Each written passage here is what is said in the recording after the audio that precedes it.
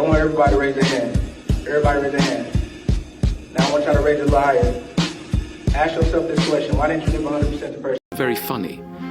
Often grew up in circumstances that were not funny at all. That's interesting you say that, because I remember Jimmy Carr saying, people always ask me if I'm depressed.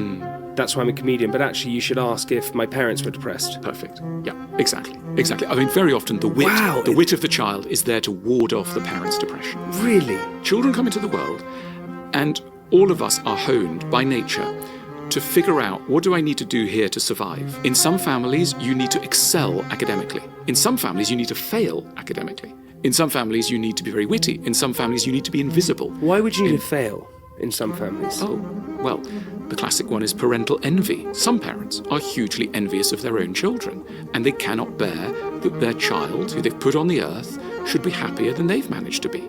And so therefore the child has to take early retirement. You know, families are difficult places, and dynamics occur that really go way beyond what we're ordinarily prepared to tolerate. Very weak. Stick your arm out and hold it up. Don't let me push it down, okay? Now, I want you to do that while lying. And the lie I'd like you to say is, I love to vomit. Okay. I love to vomit. Say it holding your arm up. I love to vomit. Why? That's so weird. Now say, I love fresh air. I love fresh air. I'm trying my very hard. Let's say it again. I love fresh air. Now say, I love to vomit. I love to vomit. Why is that? That's so strange. This is why polygraph machines work. Because the body lives in reality. The body is honest. Only the mind, and only the verbal mind, can lie to us and tell us things that we can believe even though they're not true. To start studying words, you look at a bank. What is a bank? A river bank. Right. And what does the river bank do? It controls the flow. The flow of what? Water. Flow of the current, the currency. So if it's controlling the currency, it's also controlling the cash flow. Money moves like water. So if I understand where the water is going to go, I just have to position myself where the cash flow is going to be next, and I will get wet. Welcome to the big leagues, motherfuckers. It's more funny to me than people that call me in my 30s and talk about aliens, Illuminati, secret societies, HARP, all of this other shit, conspiracy theories, all of this shit I've been talking about for years. And they're like, yo, could you tell me about this and that? But when we were younger, they used to call me crazy, used to say, yo, what the fuck are you talking about? And now that we're older, they have question after question after question. It's like, yo, people always look at you like you're weird or something's wrong with you. They start to realize as you get older, like, yo, this guy kind of makes sense. Fight, young, so tight, young, worth, light, your thoughts denied, your feed, scrolling, your life, stolen, your truth, folding, your will, golden, pop pills, flexing, no gold.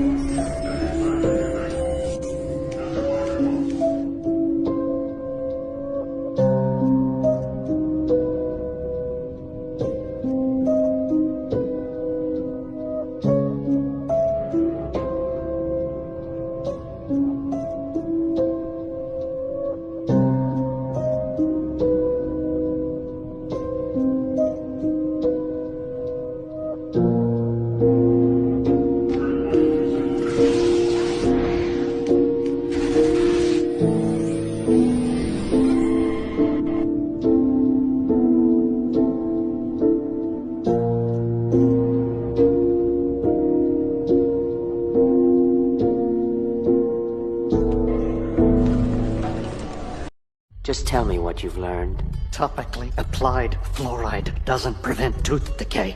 It does render teeth detectable by spy satellite. Tell me what you know. The plastic tips at the ends of shoelaces are called aglets. Their true purpose is sinister. Tell me what you know. There was a magic bullet. It was forged by Illuminati mystics to prevent us from learning the truth. Have it your way. This will continue until I break you. Who do you think did 9/11? Us. So why did America do it? To finish Bush 1's job. Where'd you read this? I served 11 years. I want the full conspiracy. Let's go. I was at the VA a year and a half after an operation that we went to. Breaking news, the operation that we did a year and a half ago popped up on the news. I immediately went to go check, and I'm like, is this modern? And they said, yes. And I said, no, it's not. I need to go talk to mental health, because I was there when that happened. Oh, so you go and say like, what's on the news isn't true. Yes. Am I going crazy? Yeah, and it broke my whole reality. True neutral is what kills a lot of people. What do you mean? When people are neutral, they let things happen and then try to say they had nothing to do with it. Where I'm from, if you're quiet on something that's going wrong, you're a part of the problem. Do you know that Elvis Presley recorded 710 songs, but only 40 became worldwide hits? That's an average of just 5.6%. Picasso created 1,885 works of art, yet only 30 are famous. A success rate of about 1.5%. Thomas Edison patented 1,093 inventions, but only the light bulb is universally known, giving him a success rate of 0.09%. What can we learn? Imagine if these geniuses had been afraid of rejection, of trying again, or of what people would say. Sometimes we think only in sales is the road difficult, but the truth is that anyone who made history and left a legacy did so through persistence. Goals aren't achieved with a single client or attempt. You'll hear many no's, and there will be difficult days, but trust that it's worth persisting. Roughly around here, we start to work. And we work. We keep working all the way until we're 65 years old. So as you can see, that is most of your life. So it is very important to spend this time doing something that you love. Being a kid is nice. Retiring is nice. But what about the years in between? These should not be just a write-off and just waiting for Friday and just get through it. Can't wait till retirement, because once those years are gone, they're gone. What I'm saying is, if you're working at a job that you hate, just for a paycheck, then you need to make a change in your life. Who have 7 or 8 AI machines working for them, posting on Twitter all day, pretending to be a real person, selling products that they make money from. And when I sit here and say you can learn how to do that so you don't end up going broke, there's going to be people who don't join the school. This is my point about Darwinism. This is my point about how the universe gives everyone what they truly deserve. The kind of people who jump at chances are going to win. But we are running out of time. You have to get ahead of the AI machine before the curtain finally closes. We have 10 years until the schism is too large, until the line in the sand is drawn. And you're going to have the people who understand how to use the machines who are financially wealthy. And you're going to have the people who are broke who are going to stay broke forever. This social mobility we're currently experiencing is generational. It's once in a generation. 20 years ago, it was impossible for a broke person to get rich, almost. Nearly impossible. Now it's easy. And in 20 years again, it's going to be impossible again. So you'd say then that AI is a bigger opportunity than crypto right now? I'd say what's interesting, actually, is that if you use crypto and you juxtapose it against AI, it's kind of amazing to me how more people are not using AI to get rich. Because let's imagine this. Let's do a thought experiment. Before crypto was big, 2008, before Bitcoin was a thing, if I tried to explain crypto to you and explain the opportunity it posed, it would be quite a hard grasp. You say, you can send money on the internet. You say, you can already send money on the internet. We have PayPal. No, but it's not dollars. It's this other coin. Yeah, but why does that matter? Oh, because they might ban you on the internet and you lose your banks. I'm not banned. I say whatever I want on Facebook.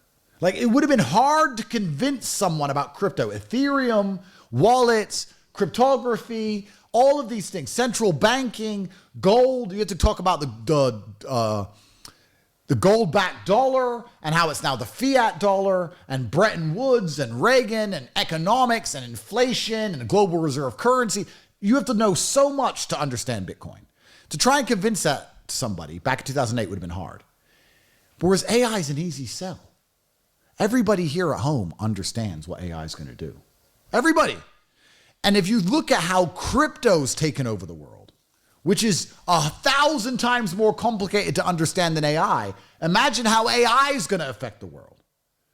There's not a single person who can intelligently argue to me that AI is not going to come along and change our lives. You could have argued to me in 2008 that crypto won't change a thing, that crypto doesn't matter. And look what happened. Now Bitcoin's 100,000. AI is going to be even bigger. You actually predicted 88K years ago, actually. I saw that you did. Yeah. And then when it hit 88K the other day, I noticed that you were the one back in the day saying when it was at 19K, I think, you predicted 88K. Yeah. It's a clip out there. I've seen it. It was, and no one thought it was going to hit 88K when you predicted it. That's right. So I do caveat you for that. Thank you. But this goes back into my mentality about the kind of person who takes risks and takes action. So then people will say to me, this is what's so amazing. People will say to me, oh, how do you have all these Bugattis? How do you have $100 million of cars? You're so lucky. It's not luck. It's never been luck. I've been the person who took action. How would you keep people as far away from the devil? How would you keep people as far away from God as possible without them realizing it? Well, if I were the devil, I'd start by corrupting mainstream religion, turning it into a tool for control, hypocrisy, and division. I'd twist sacred teachings into rules that breed judgment and fear, driving people away from faith and making them question the authenticity of God's message.